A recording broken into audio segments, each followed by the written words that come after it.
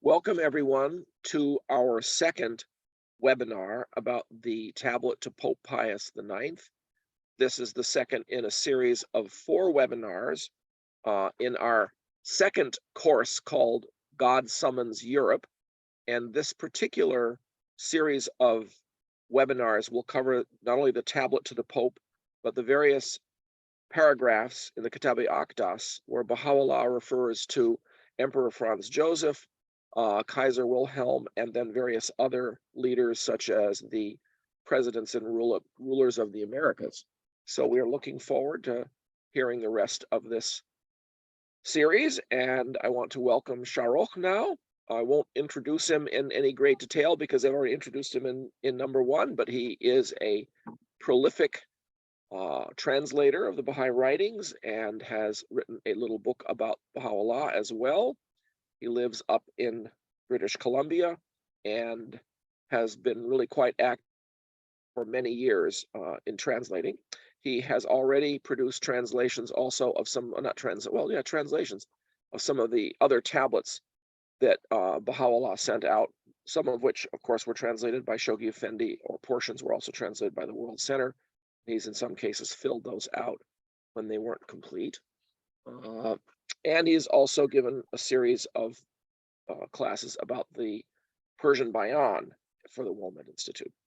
So without further ado, I will turn all this over to Shahrokh, turn off my camera, and we will be able to hear Shahrokh's presentation. Thank you, Shahrokh, for joining us. We're really grateful for your work on this particular tablet. Thank you very much, Robert. Good to be here, friends. For those of you who were here last time, we covered about half of Baha'u'llah's tablet to Pope Pius IX, and also set the background, historical context of this tablet, particularly during the mid-19th century Europe and what was going on here. Today, we're going to continue and finish off this tablet, this momentous tablet, and we are going to begin where we left off. We left off at the end of paragraph 16, so we're going to resume with paragraph 17. So in paragraph 17, Baha'u'llah resumes his direct address to the Pope. This portion is probably the most challenging section of the tablet directed to Pius himself. It is worth noting that this paragraph in its entirety has been translated into English by Shoghi Effendi and included in the Promised Days Come, particularly in paragraph 74 of the Promised Days Come, Shoghi Effendi's general letter to the Baha'is of the West that was written by him in 1941. So the tablet begins, or this section of the tablet begins with, O Supreme Pontiff, incline thine ear unto that which the fashioner of moldering bones counseleth thee, as voiced by him who is his most great name. Sell all the embellished ornaments thou dost possess, and expend them in the path of God, who causeth the night to return upon the day, and the day to return upon the night. It's quite a challenging statement that Baha'u'llah says that you don't need the wealth, just sell it all. I mean, it shouldn't have been embellished. I mean, in a way, it says the history of accumulation of wealth and pageantry and ornaments and this grandeur that is the papacy, with all its glitter and pomp and circumstance. He says that's not worthy of you. You will see this in subsequent paragraphs as well. So he continues, he says, abandon thy kingdom unto the kings, and emerge from thy habitation with thy face set towards the kingdom, and detached from the world, then speak forth the praises of thy Lord betwixt earth and heaven.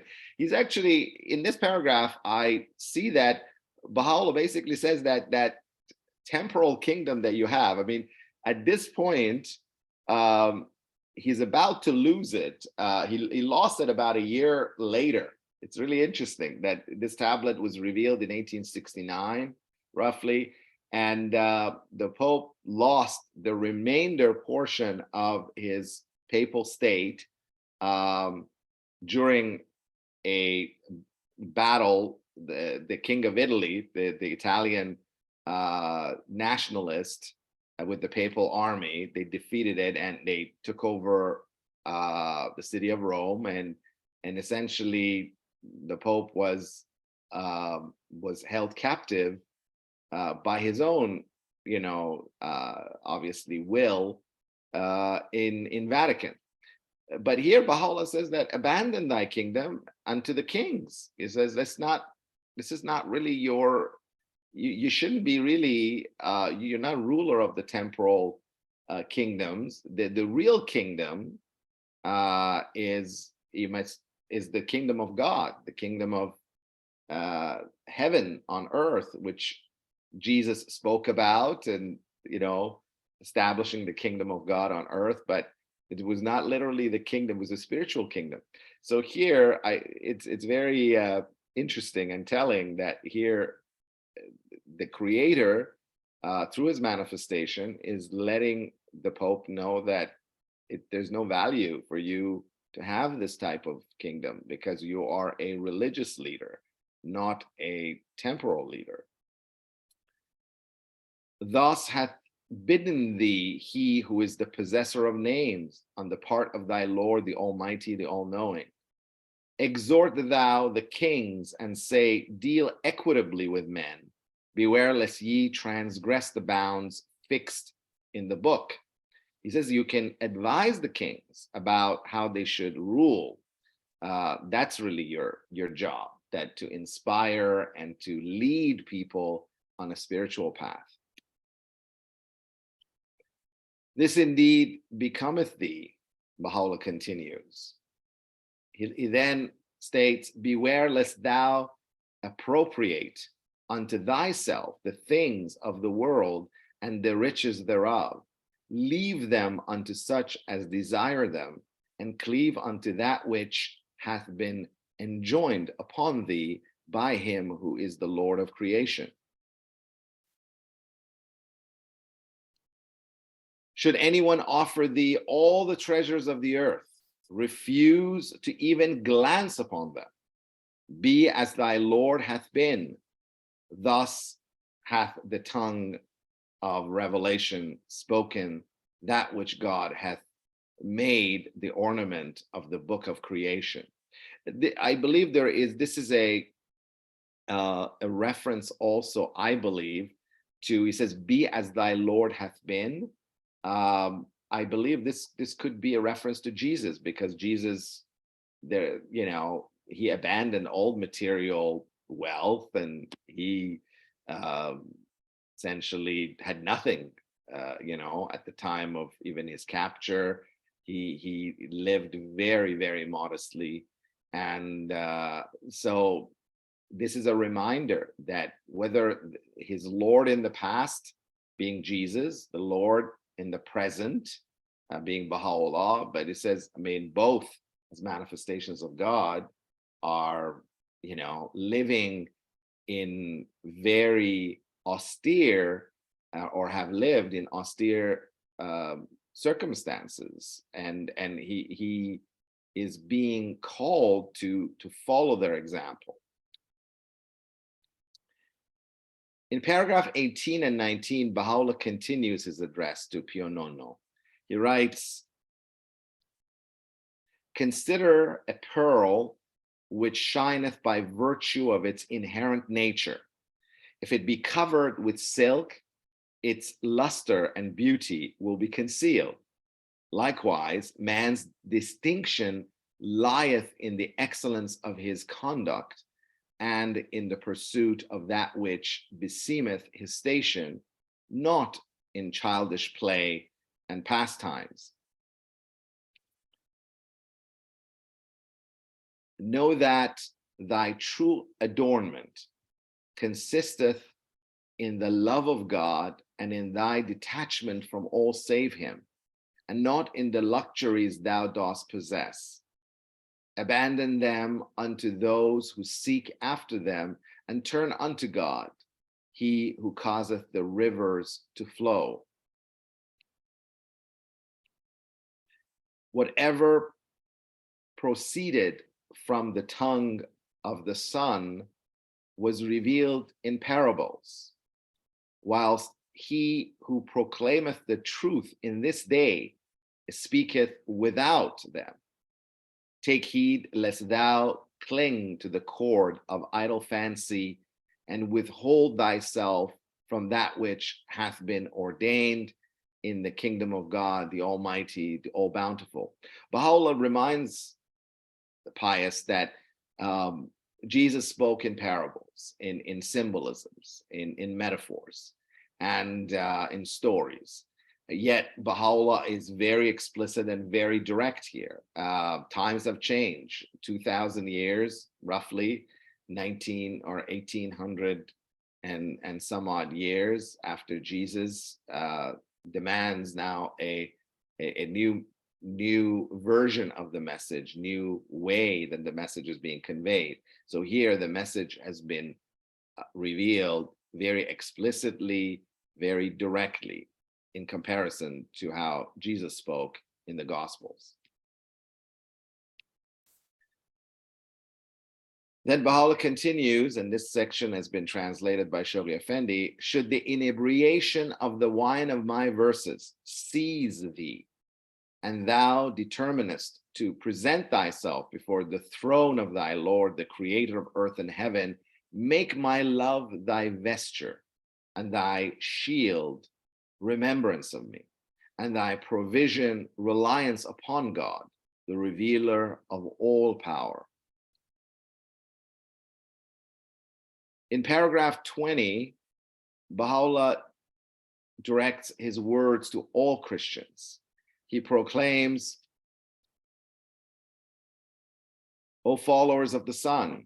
So here's now shifted from Pope to now all the Christians. As you've noticed in the tablet, as he addresses pious from time to time, he turns to generality of mankind, to other groups, other Christian groups. And here you will see that this pattern continues till the end of the tablet. He says, O followers of the Son, we have once again sent John unto you, and he verily hath cried out in the wilderness of the Bayan, O peoples of the world, cleanse your eyes, the day whereon ye can behold the promised one and attain unto him hath drawn nigh. This reference that Baha'u'llah repeatedly in his writings makes the comparison of the relationship between John the Baptist and Jesus Christ to him and himself and the Bab. And he does that in the Kitab al-Badi, in many other tablets, and here also, as you will see. So here, John is John the Baptist is symbolized as the Bab's proclamation once again in the person of the Bab in the Bayan. O followers of the gospel, again the Christians throughout the world, Baha'u'llah continues, prepare the way, the day of the advent of the glorious Lord is at hand. Make ready to enter the kingdom. Thus hath it been ordained by God, he who causeth the dawn to break. In the first 2/3 of paragraph 21, Baha'u'llah addresses the generality of mankind. He proclaims, give ear unto that which the dove of eternity warbleth upon the twigs of the divine lote tree, O followers of the Son. We sent forth him who was named John to baptize you with water, that your bodies might be cleansed for the appearance of the Messiah. He in turn purified you with the fire of love and the water of the Spirit in anticipation of these days, whereon the All-Merciful hath purposed to cleanse you with the water of life at the hands of his loving providence. This is the Father foretold by Isaiah, and Comforter concerning whom the Spirit had covenanted with you. Open your eyes, O concourse of bishops, that ye may behold your Lord seated upon the throne of might and glory. This, there's a footnote here. There is in the posting of at the Baha'i World Center website, for those who use that vis-a-vis the book, the text that was published in 2002. In 2002, the text reads, "The summons of the Lord of Hosts, this is the Father." In the current posting on Baha'i.org, it has been rendered as that peerless one. So there could be two versions depending on which version is there. So at this time, the posting online says the peerless one. But you know, one has to look at the manuscripts and see. So there could have been different versions of the manuscript, and why originally this was it, and then you know was changed again. That has to be explored. But essentially, they convey the same message, just that the phrase is different. In paragraph 22 through 25, Baha'u'llah again addresses the followers of all religions. He begins his admonishment to this group with these words. He writes, "Say, O peoples of all faiths, walk not in the ways of them that followed the Pharisees and thus veiled themselves from the Spirit. They truly have strayed and are in error. The ancient beauty is come in his most great name, and he wisheth to admit all mankind into his most holy kingdom.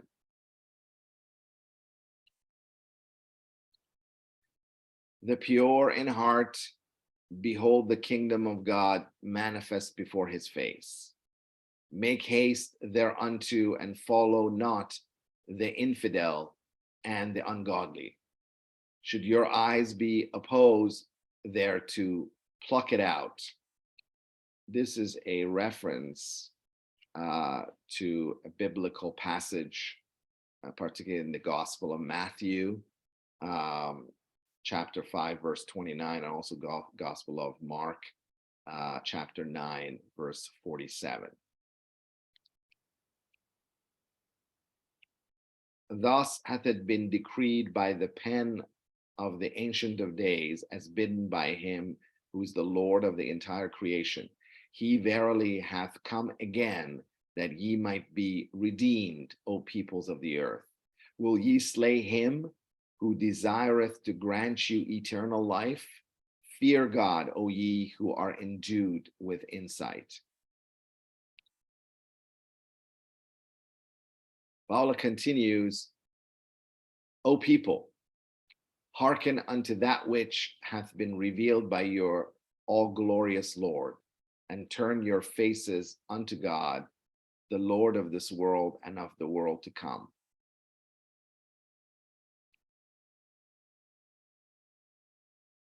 He then ends, "Thus hath he who is the dawning place of the day star of divine inspiration command you, as bidden by the fashioner of all mankind.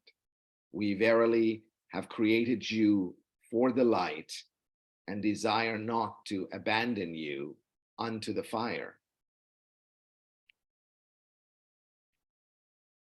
Come forth, O people, from darkness by the grace of this sun, which hath shone forth above the horizon of divine providence, and turn thereunto with sanctified hearts and assured souls, with seeing eyes and beaming faces. Thus counseleth you the supreme ordainer from the scene of his transcendent glory, that perchance his summons may draw you nigh unto the kingdom of his names. Blessed the one who hath remained faithful to the covenant of God, and woe betide him who hath broken it and disbelieved in him, the knower of secrets. Say, this is the day of bounty. Bestir yourselves, that I may make you monarchs in the realms of my kingdom. This is the covenant that Baha'u'llah is referring to as the greater covenant, the covenant that God makes with humanity, that he will guide his creatures from time to time through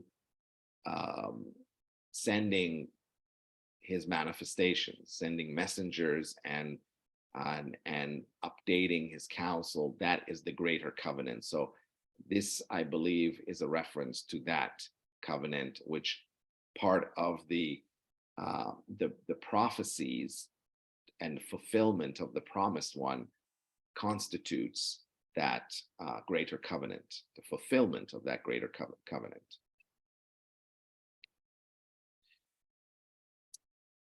He continues, if ye follow me, ye shall behold that which ye were promised, and I will make you my companions in the domain of my majesty and intimates of my beauty in the heaven of my power forevermore.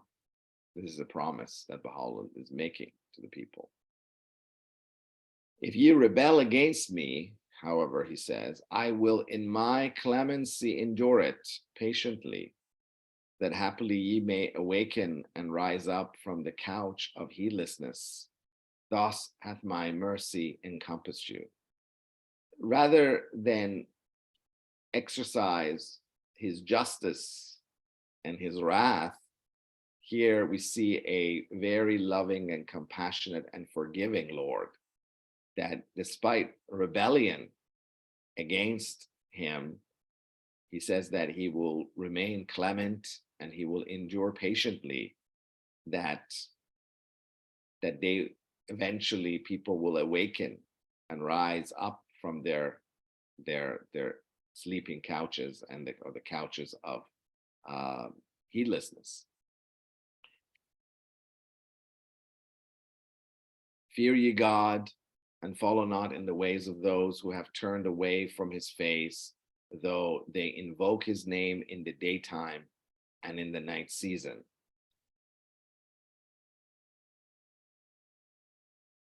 Verily, the day of ingathering is come. This is a section that Shahrokh Effendi has translated. And all things have been separated from each other. He hath stored away that which he chose in the vessels of justice, and cast into fire that which befitteth it.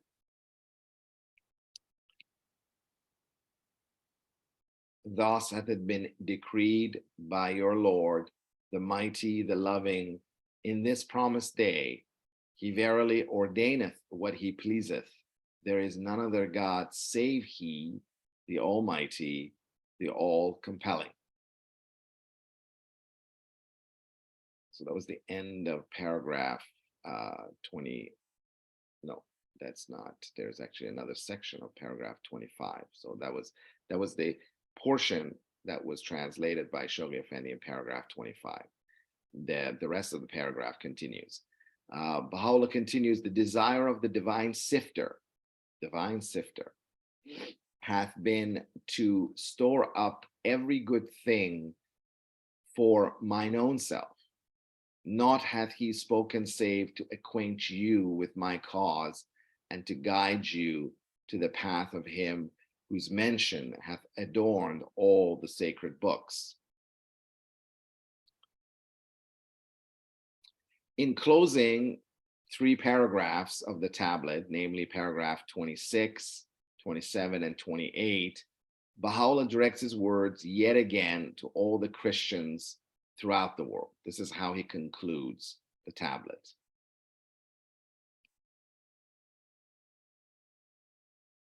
And this section has been translated by Shoghi Effendi. At least the first section of it is. So Baha'u'llah writes in paragraph 26, in the beginning of paragraph 26, say, O concourse of Christians, we have on a previous occasion revealed ourselves unto you, and ye recognize me not. This is yet another occasion vouchsafed unto you. This is the day of God, turn ye unto him. This is a reference to the Bab's revelation. He actually reprimanded, if you recall, some of you who took the my course in on Surah Muluk. In the Surah Muluk, the epistle to the kings, Baha'u'llah, in the 3rd paragraph, I believe, he reprimands the kings for not recognizing the Bab. And he says, now this is another chance for you to recognize him again through me.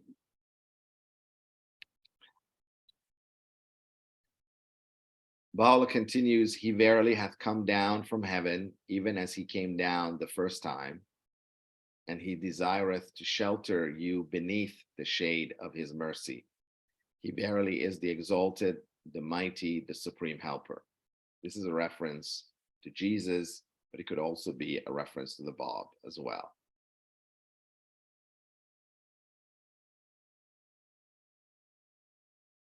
The beloved one loveth not that ye be consumed with the fire of your desires. Were ye to be shut out as by a veil from him, this would be for no other reason than your own waywardness and ignorance. Ye make mention of me and know me not. Ye call upon me and are heedless of my revelation. Notwithstanding that I came unto you from the heaven of pre-existence with surpassing glory, rend the veils asunder in my name and through the power of my sovereignty, that ye may discover a path unto your Lord. The King of glory proclaimeth from the tabernacle of majesty and grandeur his call, saying, O peoples of the gospel, they who were not in the kingdom have now entered it, whilst we behold you in this day tarrying at the gate. This is a very interesting reference that Baha'u'llah says that people of other faiths that are, for example, the Zoroastrians, began to embrace the faith of Baha'u'llah, towards the end of his ministry, and others as well. Whereas here he says that the followers of the gospel have been slow to embrace his cause at that time. He continues, rent the veils asunder by the power of your Lord, the Almighty, the all bounteous, and enter then in my name, my kingdom. Thus biddeth you he who desireth for you everlasting life.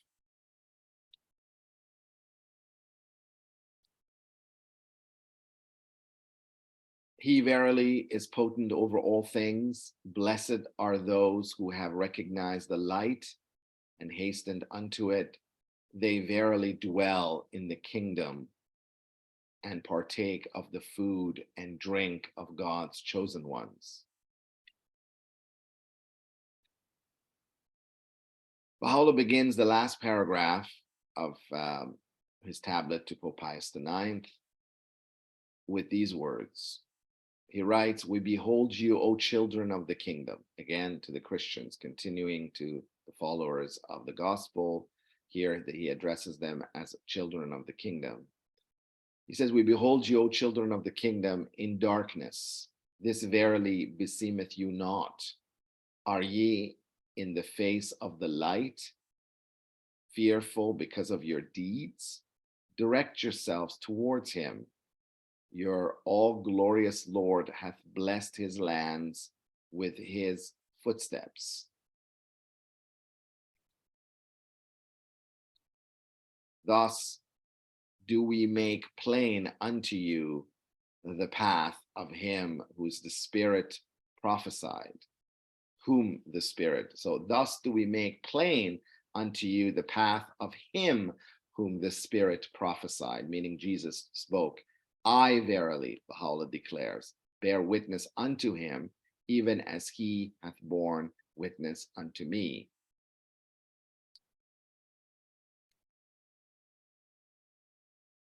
Verily, he saith, come ye after me, and I will make you to become fishers of men. This is a statement by Jesus. Baha'u'llah continues, in this day, however, we say, come ye after me, that we may make you to become the quickeners of mankind. Thus hath the decree been inscribed in this tablet by the pen of revelation. And that ends the tablet to Pope Pius IX. Now, as far as transmission and response to Baha'u'llah's tablet, I think I did mention it last time, I think it came up. There is really no historical evidence currently available which could show that Baha'u'llah's tablet to Pope did get to its recipient. And I believe that has been echoed by Shoghi Effendi in a letter to an individual believer. One would have to conduct a thorough research of the Vatican archives for any such evidence. It seems rather unlikely that the Pope actually received the tablet in any shape or form. You know, the Catholic bureaucracy was such that there were, in order for something to get to the Pope, it had to go through several stages and essentially filters, if you will, by priests and cardinals, and especially during the time that this tablet was revealed, there were so many things occurring. The First Vatican Council began in 1869, and then there was the whole Catholic hierarchy was engaged in and involved and monitoring that council, including the Pope himself, of course. And then there was the battle with the Italian nationalists in 1870, especially after the collapse of the Second French Empire, when Napoleon III was defeated in Franco-Prussian War. They seized the opportunity, and because the garrison, as I mentioned, of the French soldiers that were there to protect the Pope and the Papal State, what remained of it in Rome, had to be recalled. It left the papacy somewhat defenseless, and the nationalists seized that opportunity and they conquered Rome. And so the Pope had lots on his mind and on his plate at the time, if you will. So again, it's highly doubtful that he would have read this. But again, anything is possible.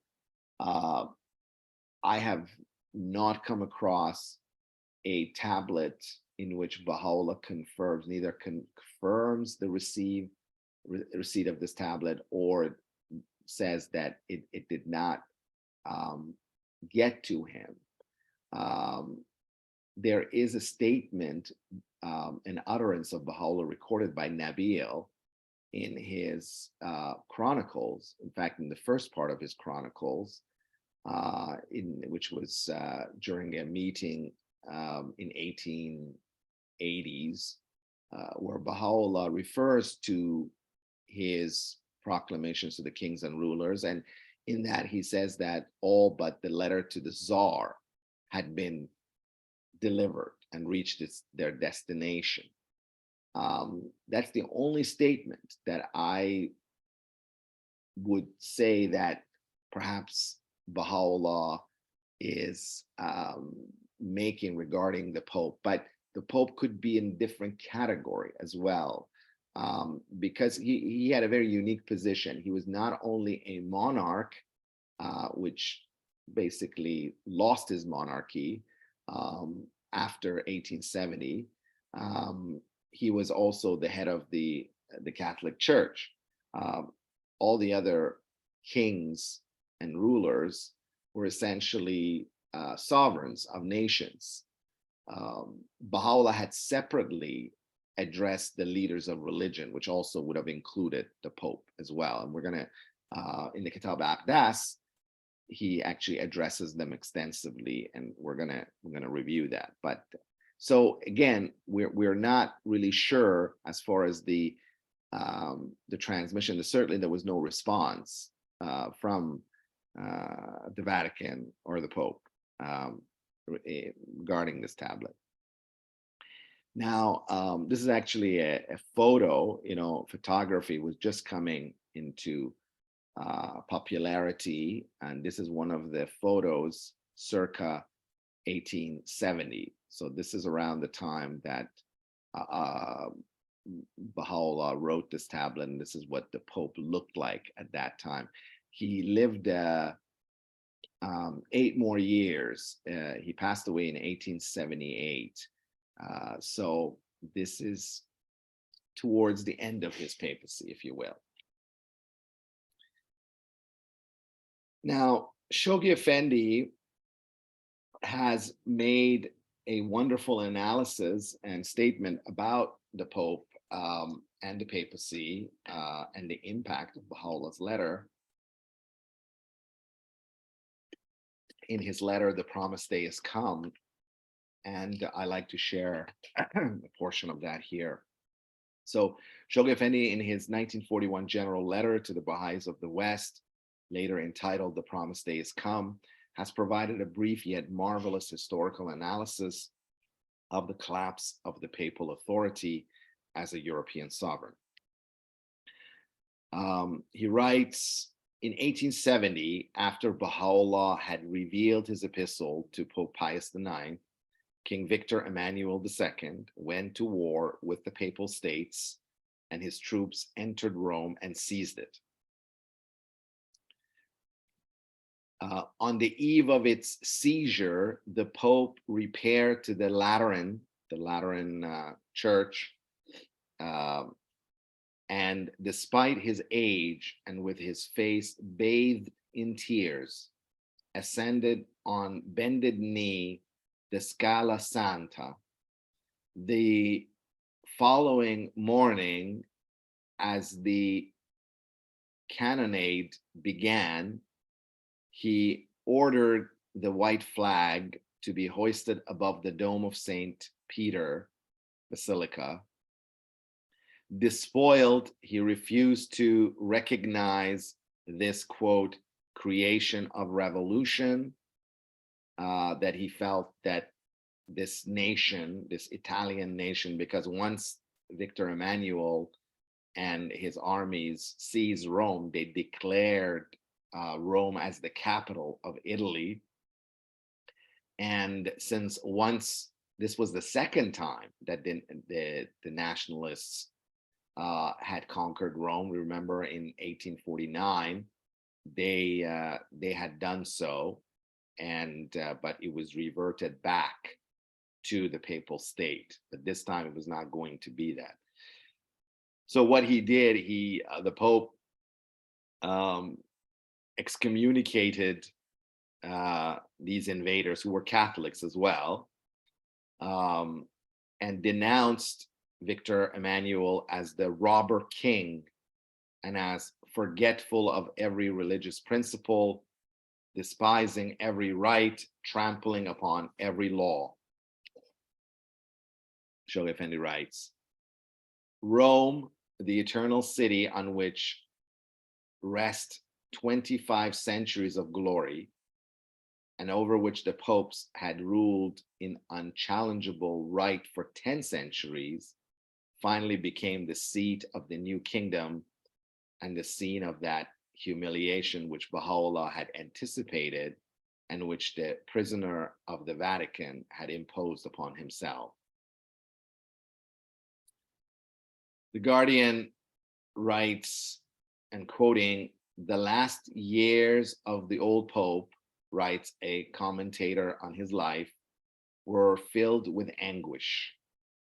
To his physical infirmities was added the sorrow of beholding all too often the faith outrage in the very heart of Rome, the religious orders despoiled and persecuted, the bishops and priests debarred from exercising their functions. Every effort, the Guardian continues, every effort to retrieve the situation created in 1870 proved fruitless. The Archbishop of Posen went to Versailles to solicit Bismarck's intervention.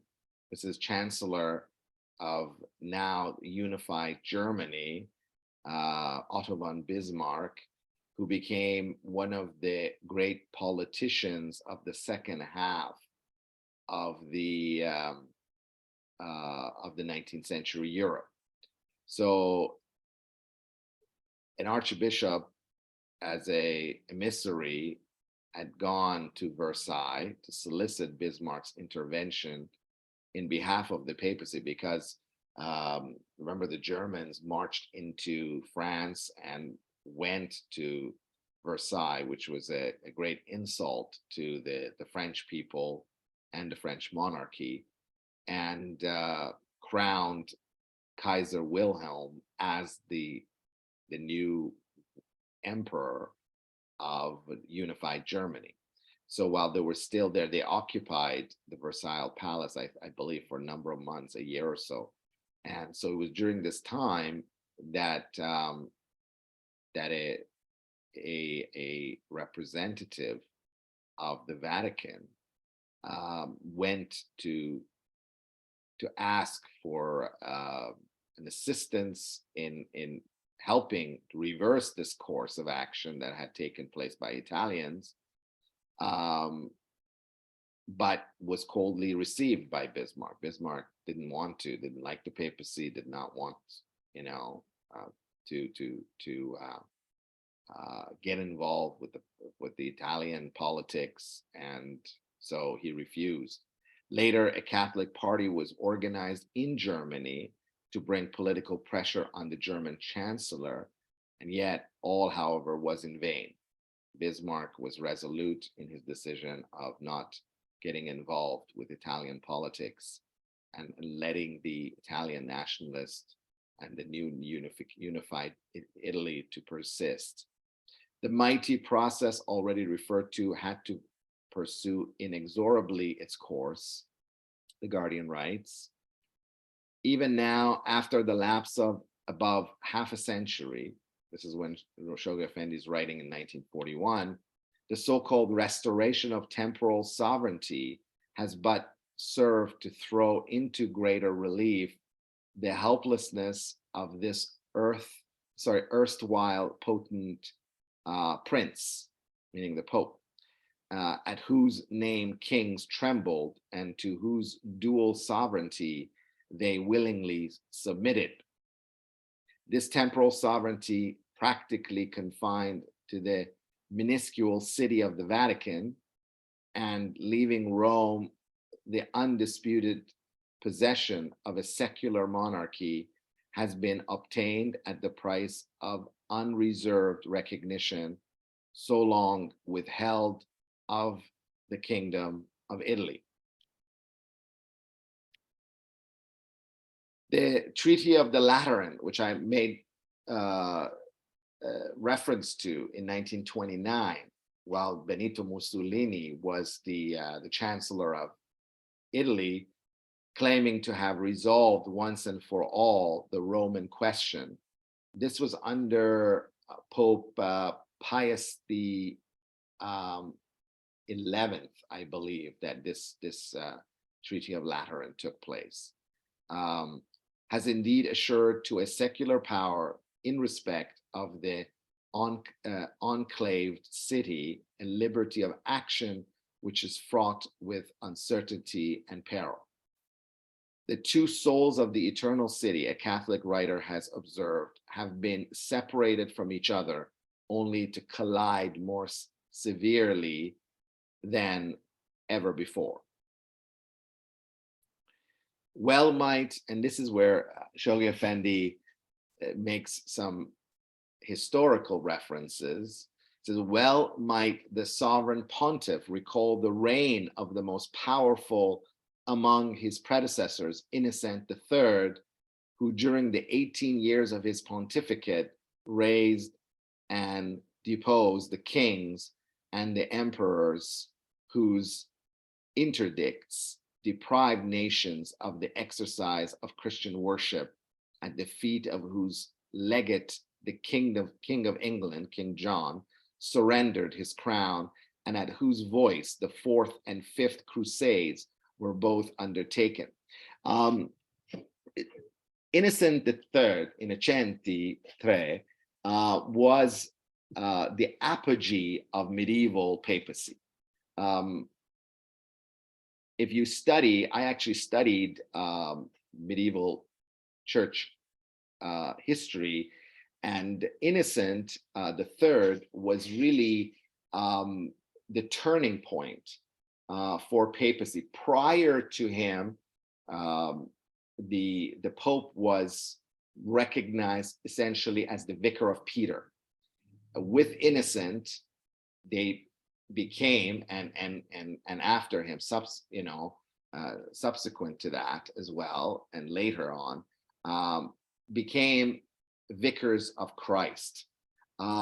Innocent was an autocratic pope that achieved so many things politically, and left his mark on the papacy for centuries to come, as far as power and influence.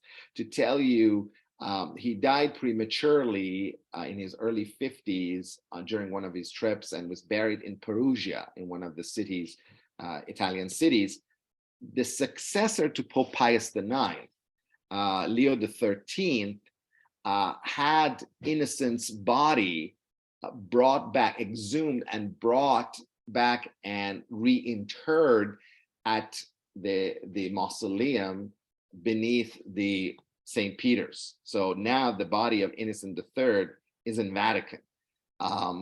Amongst the papacy, he was always considered as this indefatigable and this autocratic, almost tyrannical. Some historians refer to Innocent as being tyrannical because the two crusades that he launched were not successful, and led to more separation between the Eastern Church and the Western Church as well. In fact, I believe the Fourth Crusade that was supposed to go to conquer Jerusalem, this was in late 1100s.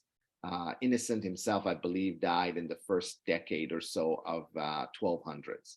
So this is in the 12th century and the beginning of the 13th century Europe, if you will. But the Fourth Crusade was absolutely disastrous, because the crusading armies actually turned and went to Constantinople and sacked Constantinople instead of getting to Jerusalem. And that obviously left a huge black mark on the Western Christian, authority, namely the Pope, and the Catholics and the Eastern Orthodox. Didn't want to have anything to do with, because that was the seat of the Eastern Orthodox Church. And the Fifth Crusade was also, he actually had talked about it, but he died before it could actually be launched, and that was a bit of a disaster too. He also suppressed a lot of heretics, if you will. He declared the Cathars, who were dualists, you can read about them more, and launched a crusade against them in southern France. They were from the city of Albi, and they're also known as Albigensians. And so there was a crusade against the Albigensians. In fact, it was a horrific. Many of the Albigensians had taken refuge in a church and a cathedral, and Innocent ordered that cathedral to be burnt down, and the people, all women, children, and men, were all were killed, in that. So this is the brutality of and the autocratic rule of him. And he also wrote many letters, something like 6,000 letters, and about the administration of the church and how the church should be conducted.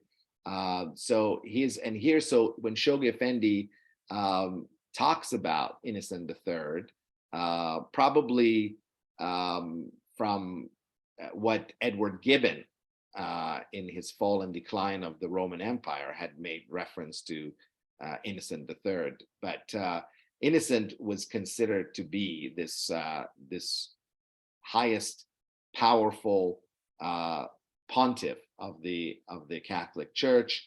And so here the Guardian says, well might the sovereign pontiff recall the reign of the most powerful among his predecessors, Innocent III, who during these 18 years of his pontificate raised and deposed the kings and the emperors, whose interdicts deprived nations of the exercise of Christian worship. So again, it's a bit of a little jab, if you will, at Pius IX here, rightfully, I think so. So, anyways, that ends of our discussion about the tablet to Pope Pius IX. And Dr. Stockman, if you want to join us, if there's any questions, we can now discuss. And then next 2 sessions, which is going to be next week, not 2 weeks, but next week and the week after, are going to be Baha'u'llah's proclamation to kings and generality of kings, as well as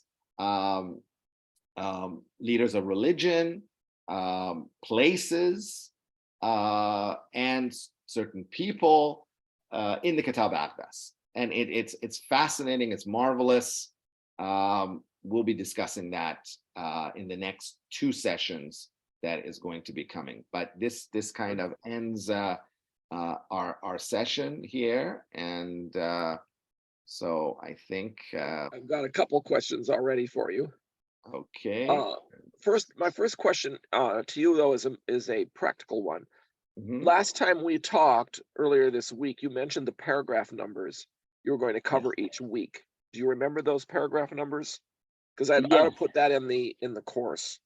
Yes. Well, we did paragraph 1 to 16 was the first part, and this is paragraph 17 to 28. Now, if you read the tablet to Pope in the Surah Heykal, there's a paragraph 29 or paragraph 130 of the Surah Heykal, which is a transitional paragraph where Baha'u'llah says, "O pen of the Most High, bestir thyself in remembrance of other kings in this blessed and luminous book, that perchance they may rise from the couch of heedlessness and give ear unto that which the nightingale singeth upon the branches of the divine low tree, and hasten towards God in this most wondrous and sublime revelation. And then begins Baha'u'llah's tablet to Napoleon III, his second tablet to Napoleon III. But in the actual tablet, Pope Pius IX ends in paragraph 28 or paragraph 129 of the Surah Hekab. So is that what you were looking for as far as that's helpful too, but I'm asking about the paragraphs next week and the week after in the Akdas. Those are, I'm still working it out as far as, it's going to be essentially, we're going to cover in the first part, we're going to cover the paragraphs dealing with, I don't have my Kitab Akdas handy, but they're going to be dealing with the kings, the generality of the kings, and then Franz Joseph Habsburg and Kaiser Wilhelm. And then there's other proclamations after that that we'll probably cover in the second part, which would be the following week. So next week is going to be the kings and two other monarchs, and the presidents of the United States as well are in that. The presidents are in the first week or the second week? The first week. First week. Yes. Okay, that's what I was wondering. Okay, perfect. Yeah, that's very helpful. Okay. One thing about the tablet of the Pope that struck me, that this passage that you read about, where he said that, if you accept me, you'll get these rewards, and if you don't accept me, I'll give you a free pass. I don't know how else to put it. Yeah. I was really struck by that because people often ask the question, so what would happen if you know about Baha'u'llah and you reject him? And it seems to me this is a kind of a clue that in this particular case, someone who's very important, maybe Baha'u'llah just wasn't expecting that he would really ever hear the tablet, but still, this struck me as theologically quite interesting. Yeah, this, I think this is an exception that he has made at this time, because he in other places, in other tablets, he basically says that God will not forgive those who turn away, and I think we've also heard that echoed in his other tablets to other rulers as well. In this case, the way I read that is that because he says also that others have already entered the kingdom, but to the Christians, he says, but you guys have been rather slow. So he's saying, I will be patient a bit more with you. I think that's how I read that. That you can come in, but don't take too long, basically, And then he says that if you do this, I will make you monarchs in my kingdom. If you embrace me, you will have this glorious station awaiting you. So he is enticing them, but he's very gently nudging them to move forward. I don't think he's giving them to use a Catholic terminology, a dispensation, basically a forgiveness, based on the fact that they were oblivious. I don't think, in one of his tablets, Baha'u'llah says the message has been so clear in this revelation that there is no excuse for anyone not to embrace it. So I think that everyone's still on the hook, but here he's just showing his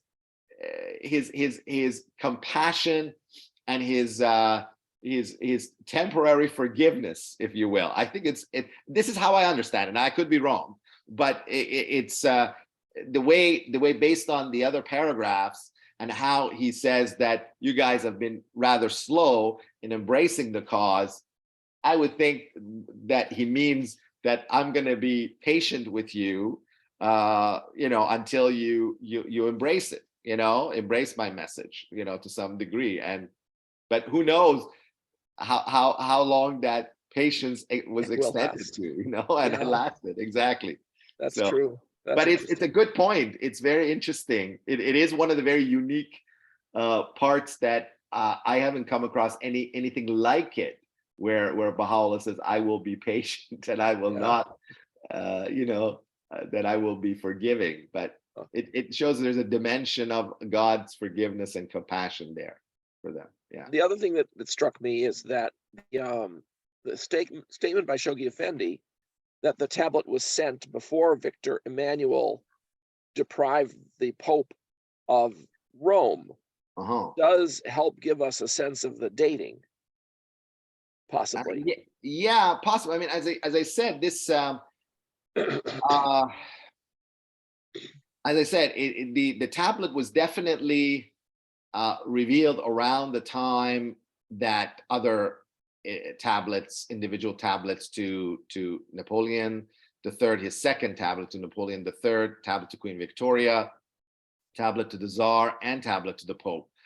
These are all, I believe, were revealed sometime sometime in 1869, in early 69, and that was a very special, decisive year because he also dispatched Badi with the tablet to the Shah of Iran. He met with Badi sometime in February, March, and then Badi traveled and met. I believe it was, somewhere around February, March, April. We don't know exactly, but we know that Badi landed where the Shah was in July of 1869, and this is where he was also martyred. So by that time, and Abdul Baha also has acknowledged with the tablet to Napoleon III that it was definitely revealed in 1869. He says that because during that year the tablet became very was disseminated amongst many people, including Baha'is. And I remember, for example, Mirza Abul Faz, the great scholar, he when he saw Baha'u'llah's prophecy of the downfall of Napoleon, he said, okay, well, if this happens, that's my sort of my last Yeah, proof that I need to yeah, that this is from God, yeah. And it occurred, and Mirza Abul Faz embraced the faith, Right. and That was 1870 1870, yes. was the 1870. Franco-Prussian War. Franco-Prussian War started in 1870 and lasted to about 1871. Oh, yeah. So it was Okay. I mean, it started beginning in very late 1869. There were massing of the troops and there were some skirmishes, but really the major battles were in 1870, and the fall of Paris was really 1870. Late 1870, 1871, if I recall correctly from my Right. Yeah. previous. Yeah. I don't remember. Yeah. Yeah. Oh, that asked me. Oh, the other thing that occurred to me is that Baha'u'llah, of course, arrives in Akka in August of 1868. That's right. So all of this is going on when Baha'u'llah is in not just in the most great prison, but the most great prison was one of the most difficult, oppressive periods of his life. At least the time when several members of the family died and Abdul Baha got sick and they were Yeah. eating horrible food and there was no water in the city Yeah, this was during the army barracks, incarceration, which is just which lasted till about November of 1870, I believe. yeah, So, and then in that summer of 1870 was the death of the purest branch as well. That was so tragic. It was really that 2.5 years. Baha'u'llah arrives August 31st. So essentially he arrives September 1st. So September, October, November, December were there. So there is again, there's a chance that he could have began writing these letters, in late 1868, around maybe November, December.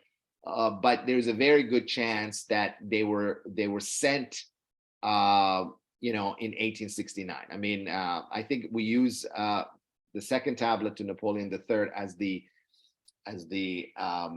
marking, of where these tablets were actually revealed. And as you pointed out correctly, this was probably the most difficult period of Baha'u'llah's exile to Akka. This is the ground zero. This is the solitary confinement period. This 2.5 years that was just horrendous, and it was really difficult for everyone. And also people couldn't attain the presence of Baha'u'llah. Pilgrims would come and could only see Baha'u'llah waving at them from his prison cell window, So and Badi only managed to see him by going to the bath, right?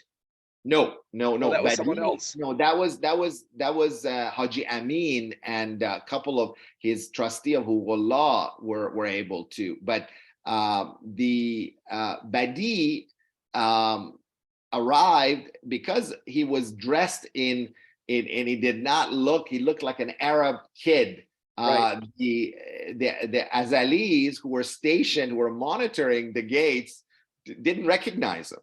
Right. And he didn't come with any kind of a Baha'i thing, because he had the love of Baha'u'llah in his heart, and he didn't know anyone, and there was no photographs or anything like that. He actually went to the local mosque and was hoping, and Abdul Baha actually met him at that local mosque where Abdul Baha would come, and Abdul Baha recognized him and then communicated with him, and then Baha'u'llah was waiting for him. It's really interesting. And then Baha'u'llah beckoned him to come. And in a tablet, Baha'u'llah says that we blinded the eyes of the soldiers, that Badi essentially walks right up to the prison cell of Baha'u'llah. They let him in. They let him all the way in. He goes right and then attains the presence of Baha'u'llah in his solitary confinement room. And Baha'u'llah spends hours with him on, I believe, 2 or 3 occasions, where he says in another tablet that he created him anew and they became a Badi during this. I mean, this one-on-one with the manifestation of God for hours. Most believers could not even, they would be attaining the presence of Baha'u'llah for literally maybe half an hour, 20 minutes, maybe an hour if Baha'u'llah would read, but it was always very short, because and with other people too, and with other pilgrims usually. Yeah, and even with groups of pilgrims, they couldn't. When they were in the presence of Baha'u'llah, as Tarazullah Samandari says, there was such majesty, there was such glory that everyone was absolutely silent, and they had their heads down, and they couldn't look at Baha'u'llah's face, in the sign of humility. And also there was just something about it. But it's really extraordinary that how this young man went and attained the presence of Baha'u'llah, and it had this this intimate meeting with the manifestation of God for hours. I mean, this is like I would love to be the fly on the wall on during that meeting. I mean, I'm sure it's recorded in spiritual history, but it prepared him. It prepared him for this amazing mission of delivering the epistle to the Shah and being martyred for doing it. Absolutely, without a shadow of a doubt. I mean, that's why he became Badi after that. I mean, he became a new creation. And but yes, so during that period, only Badi. So going back to the severity of the conditions during this 2.5 years, is that only one person attained the presence of Baha'u'llah and that was through God's will. But I know Nabil, for instance, had attempted several times to get into the city, and he was spotted by the Azalis and was expelled by the authorities. So he lived, in the outskirts of the city, in the desert. There he had pitched his tent there, and he lived in the little towns nearby, but awaiting Baha'u'llah's release from that. And then when Baha'u'llah in November of 1870 was transferred from army barracks to a house of Malik, I believe, which is this very tiny house in Akka that wasn't for a longest time a pilgrim spot. It was their house of Malik and Mansur Khavam. I believe they were just right across the lane from each other. And these two places, Baha'u'llah occupied like 3 months and 4 months or something to that effect. But and it was only then that eventually, through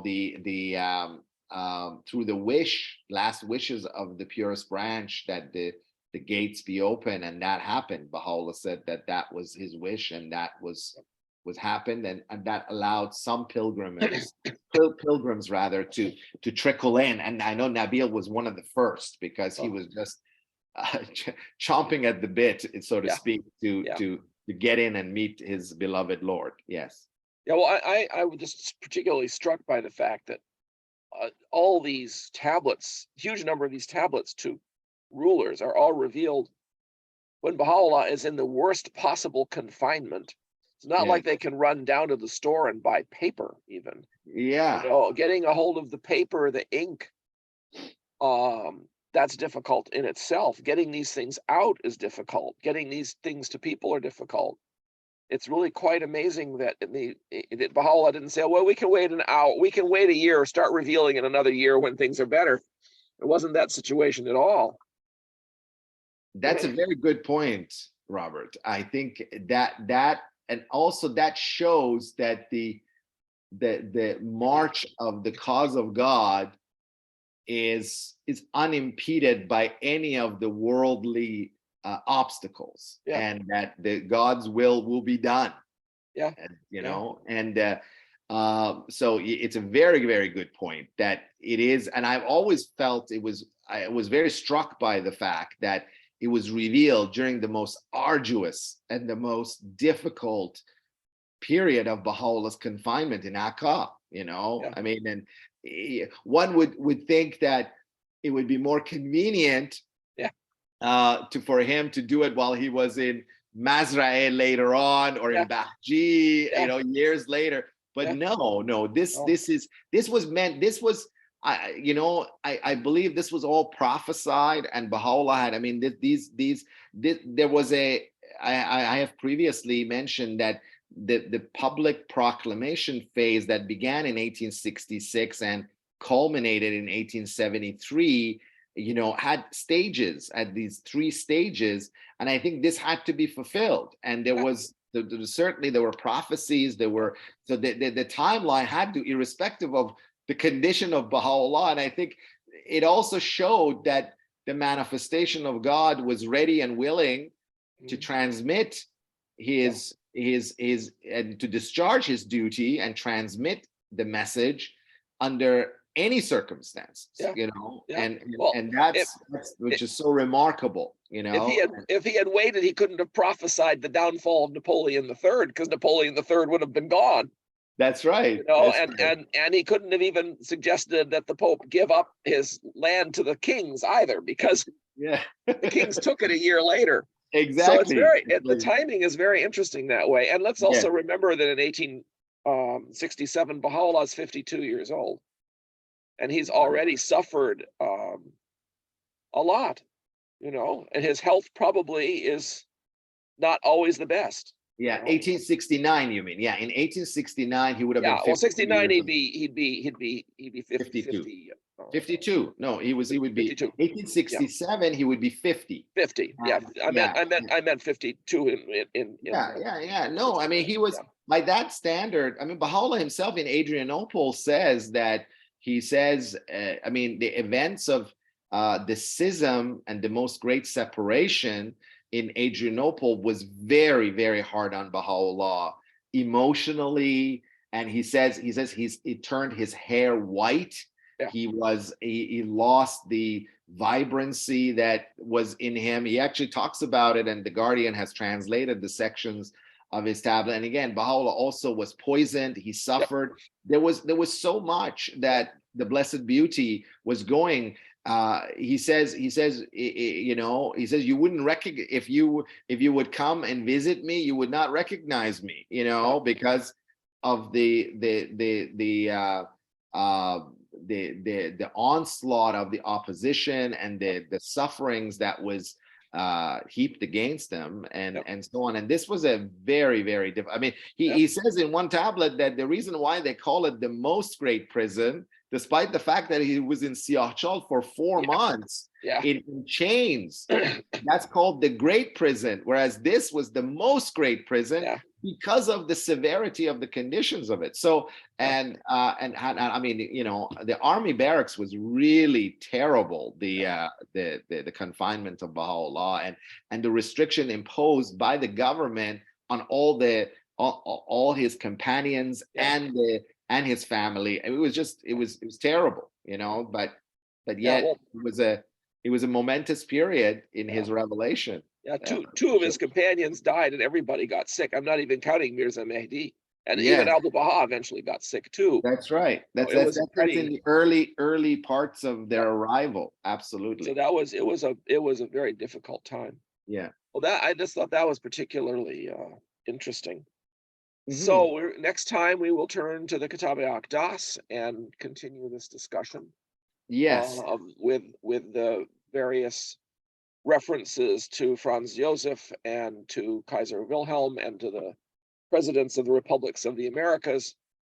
So we're looking forward to that. We don't have any other questions, so we are looking forward to that. Well, that's going to be next week. So we're doing next week and the week after that. The week after, that's right. Yeah, we're adding we're adding an extra session because I felt that because the tablet to the Pope was longer, it's around the same length as the tablet to Napoleon III, and so it just needed this extra session. You timed it well, I think. You finished it up. We had a good discussion and some good discussion of the context of it as well.